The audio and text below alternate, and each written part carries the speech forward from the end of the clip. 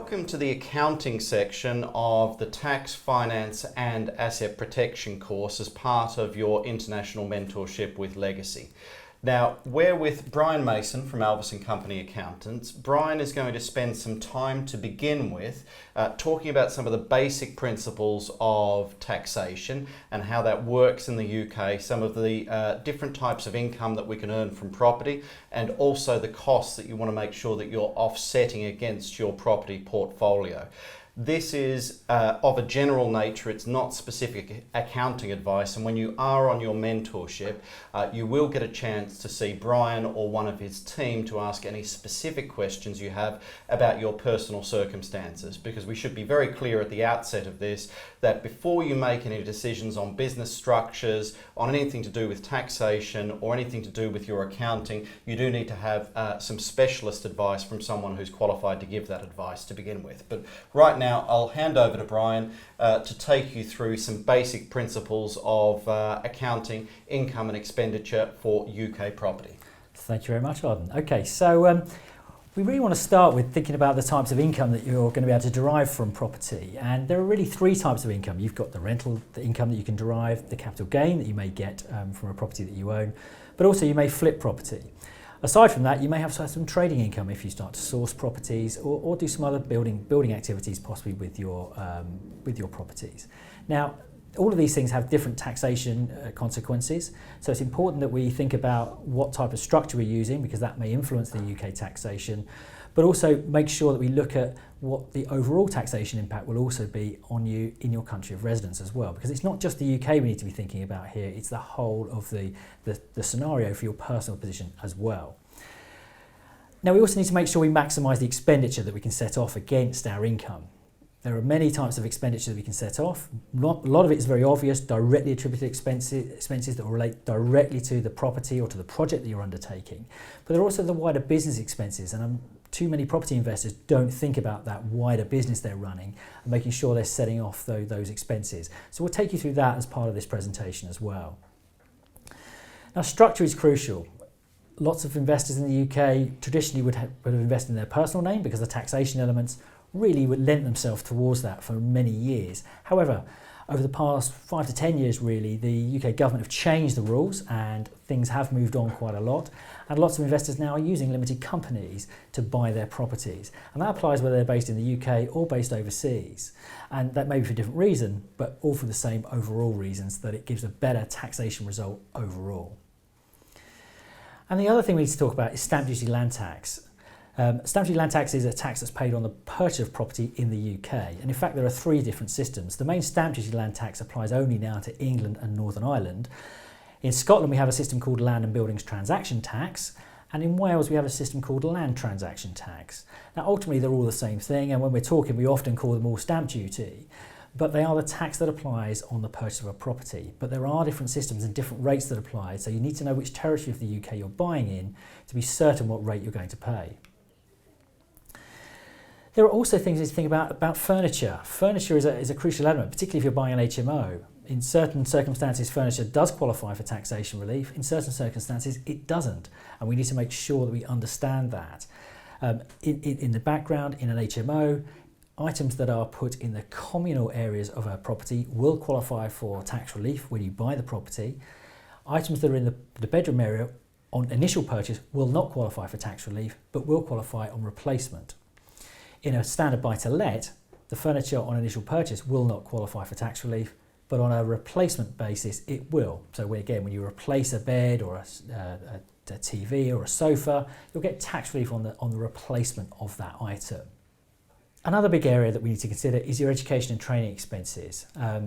And this is quite a big area. A lot of you may have spent quite a bit of money on your education and training, so you want to try and get the best tax result. Now, some of you may be able to get tax relief on that in your country of residence against your other income that you may be earning there. And if you can, I would suggest that is the best place to claim it initially, because you'll get tax relief on it immediately against profits that you may otherwise be paying tax on.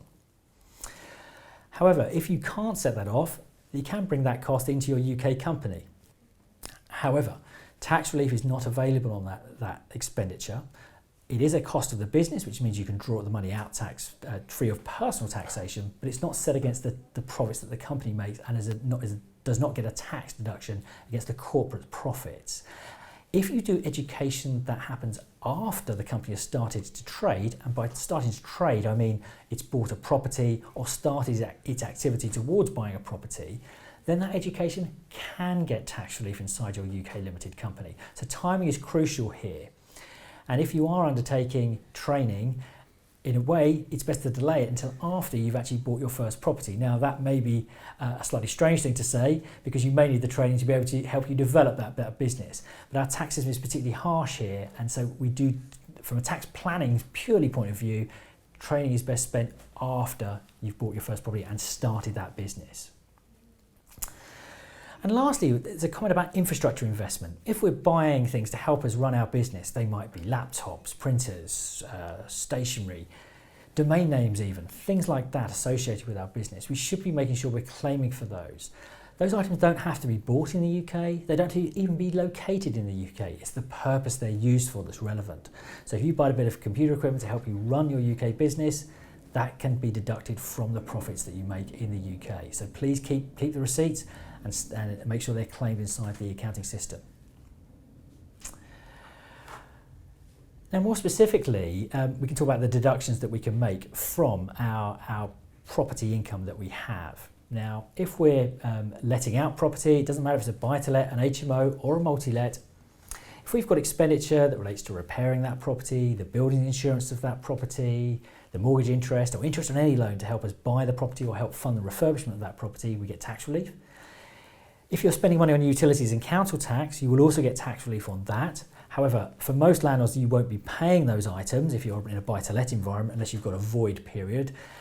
If you're in an HMO environment, you probably will be paying that expenditure, so you will get tax relief on it. But you only get tax relief on the items you pay for. Usually in a buy-to-let, the tenant would pay for the utility bills, not the landlord. And if you engage someone to help you let the property out or manage the property for you, the cost of that are also deductible from the profits that you make. If you're flipping property, from the ultimate selling price you get, you can deduct the original acquisition cost that you spent to buy the property, the stamp duty that you paid to acquire the property, any legal fees that you've spent to help you both buy and to sell that property, any estate agents fees to help sell the property, possibly some sourcing agent fees to help you buy that property. Any refurbishment costs that you incur are clearly going to be deductible. And again, any financing costs, the interest on any loans to help you buy the property or to help fund the refurbishment of that property will be deductible, along with any arrangement fees that you may incur. And this will come back to what I mentioned earlier. A lot of property investors stop here. They look at the directly attributed expenditure and they don't move on. But for most property investors, there are other areas where we can claim deductions, because there are things about running the business that we need to consider. And as a general point here, if an expenditure is wholly and exclusively for the purpose of the business, then you can get a deduction for it. Now, the first item I'd like to cover that can be sometimes contentious is travel. And we can clearly get a deduction for any business travel that we incur. And if you're travelling to the UK or travelling around the UK for your business, then you get a deduction for those costs. And that might include hotel stays, it might include flight costs, it might include internal travel on trains or hiring cars, things like that. But it's important that we justify every working day of that trip as a business trip. And when I say working day, I mean Monday to Friday, and I'm not including days of arrival and departure. I'm not expecting you to work on those days. But those Monday to Fridays that you're here that are not days of arrival or departure, you need to make sure you've got something going on for your business to justify that as a day of business in the UK. The reason this is so important is because if you can't justify the whole trip as having a business activity on every day, the trip will then become what we call a mixed trip, partly personal and partly business. And at that point, the flight cost or train costs or whatever it is to get to the UK now become relating to a mixed trip.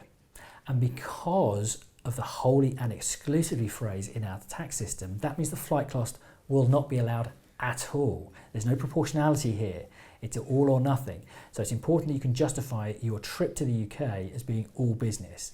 Now again, no need to do anything business things on the weekend, but every Monday to Friday that's not a day of arrival or departure must have something business going on. It's a really crucial and important to understand. Now I've mentioned infrastructure set up earlier, but again, just to reiterate, laptops, printers, absolutely allowable against your UK profits. provided they've got some use for the UK business. That might include wider stuff such as domain names and maybe some other things around business cards, stationery, things like that if you're producing those things. And the last thing that we want to cover in this area is use of residence for business. Now, this doesn't require you to live in the UK. If you're working for your UK business from home, you can get a deduction for the marginal cost of working from home. Now, you may say, well, hang on, I haven't got an invoice for that, I haven't got a separate item. Well, no, you don't. But there's a way of teasing out the proportions that apply to your business from the overall cost of running your property. And we liaise with our clients when it comes to the financial year end. We have a spreadsheet that will add up all the costs associated with running your property and then working out the proportions that are allowable as a deduction. Now, clearly you can't claim 100% of your domestic residence as allowable against your business profits. But even if you can claim a small percentage of the cost, that's a free deduction. It reduces the profits that you pay tax on in the UK, so save some tax, but it's also an amount of money that you can draw out of your company free of any personal taxation as well. So it's a real win. But we've got to be realistic about this, and we mustn't claim percentages that are unrealistic by if you have a full-time job, for example, you couldn't claim that you worked at home 40 hours a week, for example, unless you weren't sleeping at all. But you would need to make sure that you have a reasonable claim based upon reality of what happened. And that may change across year to year, of course. If you're working full-time at the moment, then you may only work a few hours a week on your UK business, but you may then quit your main job and you may work more on your UK business. So the proportions may change, the amount of money you can claim may increase over time.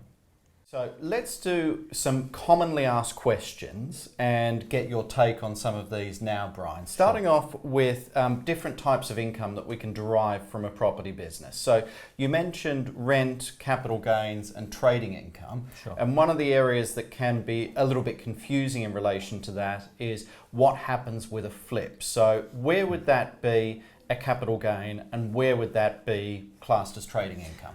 Okay, you're right. So it absolutely is a common area where people trip up, and that's really due to the way that our tax system looks at these things.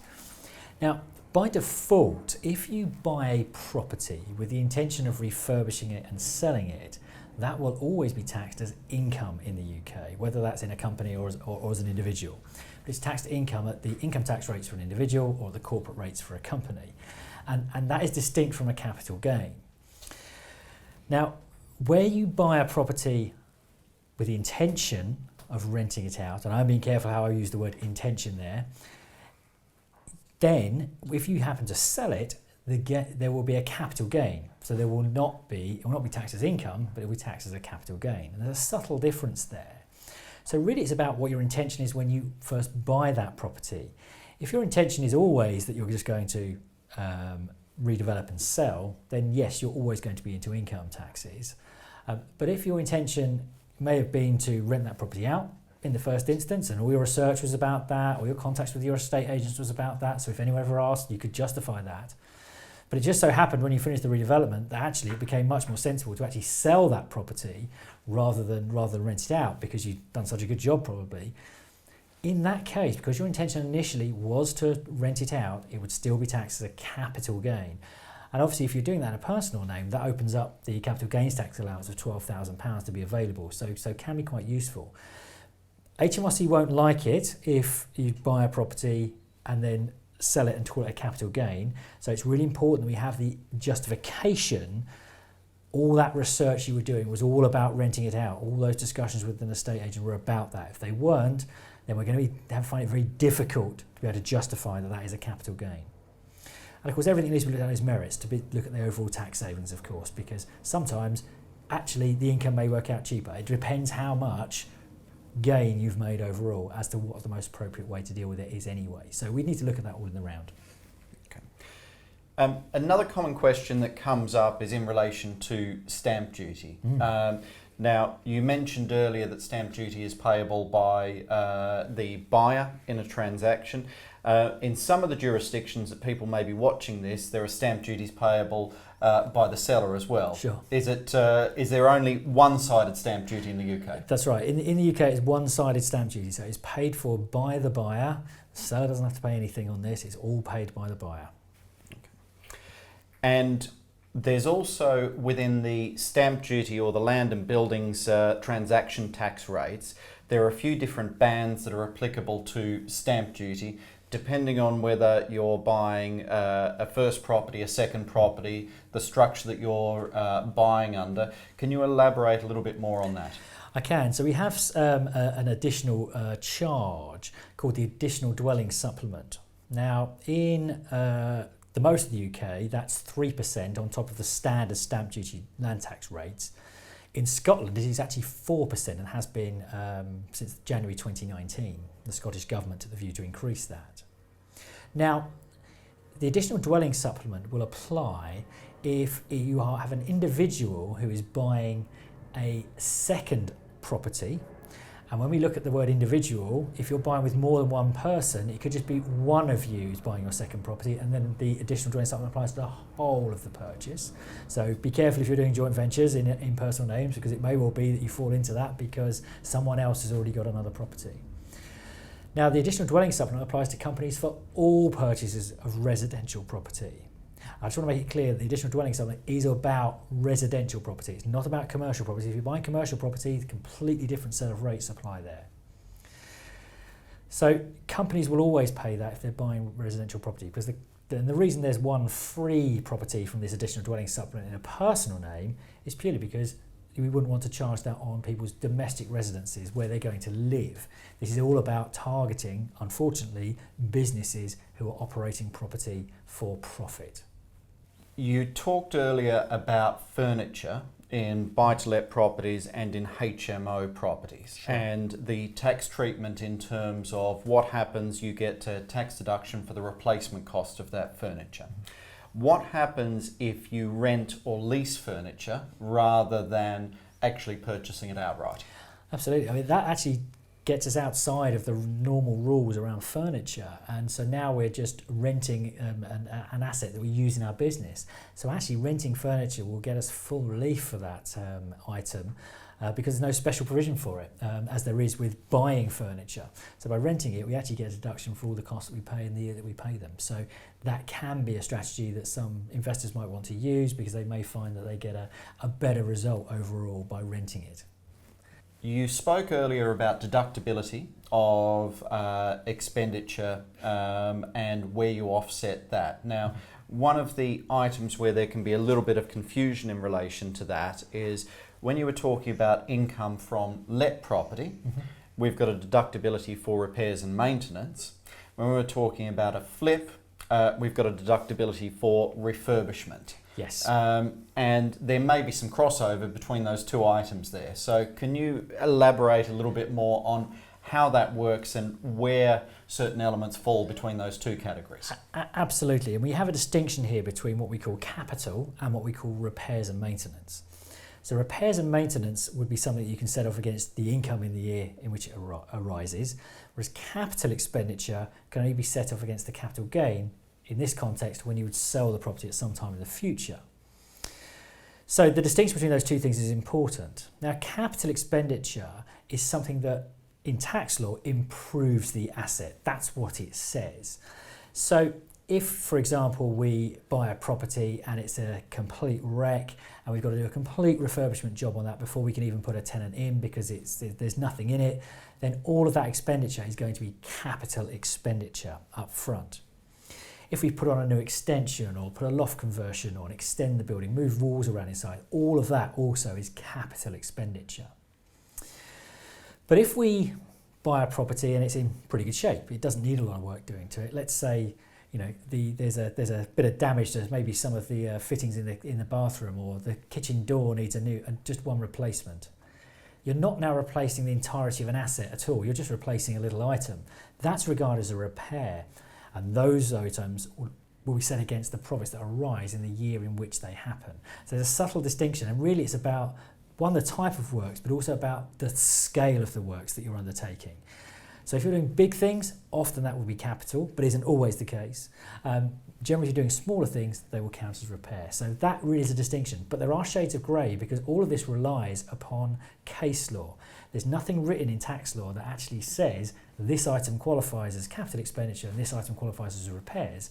That's not how it works. It's all about case law that's developed over the past probably 150 years. So if you're not sure, talk to us. We can give an opinion on what we think is acceptable based on what we know about the rules. But hopefully that's a bit of a general overview of what applies. When we're bringing expenditure into our property business at the start of that property business, there's a fairly good chance for the first year, 2 years, maybe up to 3 years, that we may actually have more expenditure than the income that we've generated. Is there any problem that we're going to have with the tax authorities because of that? Generally, no. The important point is making sure the expenditure is legitimate, and we would always talk to our clients about it at the end of the year. If we think there's something that we're not quite sure about, we'll have a discussion with our clients. But provided the expenditure is legitimate, startup companies will often make losses, and that's not a surprise. For tax purposes, those losses get carried forward, so we don't lose the ability to set those off against future profits. You don't have to make profits quickly or within the next year or anything like that. Those losses carry forward indefinitely until you can set them against profits in the UK business. Now that may take some years in some cases to wash out, but so be it. So the system is useful. The only time those losses would be denied is if your business stopped, probably for at least one financial year, and then started again later. It'd be difficult to say it was the same continuing business. But provided the business continues, those losses keep going forward and are set against future profits before you pay any taxation. When we bring those costs in, those are treated as a loan by the directors or the shareholders to the business. And we can draw that money back out at any point in time that the level of capital in the business allows? That's right. Inevitably up front, if we're in a startup business, it's going to be the people that own it are probably going to be funding some of that, costs, whatever it might be. And yes, those items sit on a loan account owed to the people that incurred them, and they can be drawn out in the future when cash flow allows. Now, it's possible you could draw those out early or later. It's entirely up to you how you want to do that. You might want to draw them out early, or you might want to leave the loans in there and take out income first, because that may suit your personal tax position better. Of course, returning these loans for the expenditure that you've incurred, that's not income to the individual at all. That's just a return of capital, a return of a loan. So there's no income tax obligations on that, either in the UK or in your country of residence. You mentioned some of the indirect deductions that we can take from the property business that are legitimate business expenses. Just in relation to travel, when we're travelling for the purpose of business, you mentioned things like airfares, cars, trains, etc. were deductible. Is there also a provision there for sort of food and drink, keeping the directors going while they're travelling? Absolutely. So if there's a reason to be overnight somewhere, and if you're travelling from overseas to the UK, clearly there's going to be a need to be overnight. Then yes, you can claim 3 meals a day. You've just got to be practical about it. Don't start eating in the most expensive restaurants in town, Michelin-starred restaurants, for example. That there then lends itself to not being a business expense, because maybe there's a bit of personal entertainment around that as well. But if you're eating at just a normal standard restaurant, 3 meals a day, absolutely fine to put through, and please do so. The important thing about it is that the trip itself must qualify as a business trip, and provided it does, then those costs are absolutely fine to put through. Now, on the travel side of things, you've been very clear that there needs to be a business reason to be in that area for each day of that trip there. Sure.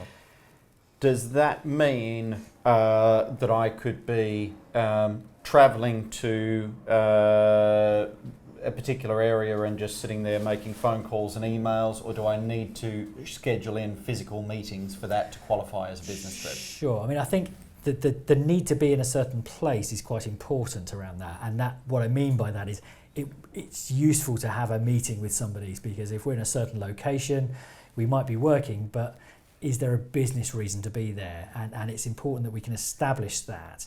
So ideally, I would like everyone really to have a business reason, a meeting with somebody locally, even if it's 10 minutes in the local estate agent's office, to make sure that you can justify that as a business trip would be much more helpful in the event of an HMRC inquiry, because they may ask these questions, and if you can't show the actual business reason for being in a certain location, they may say, well, you could have done that anywhere, and so why should we then get the travel deduction that may work. That could have, for all we know, has been a day of personal sightseeing or seeing family and friends. It has nothing to do with the business. So if you've got a meeting, it's bulletproof. That's what's crucial.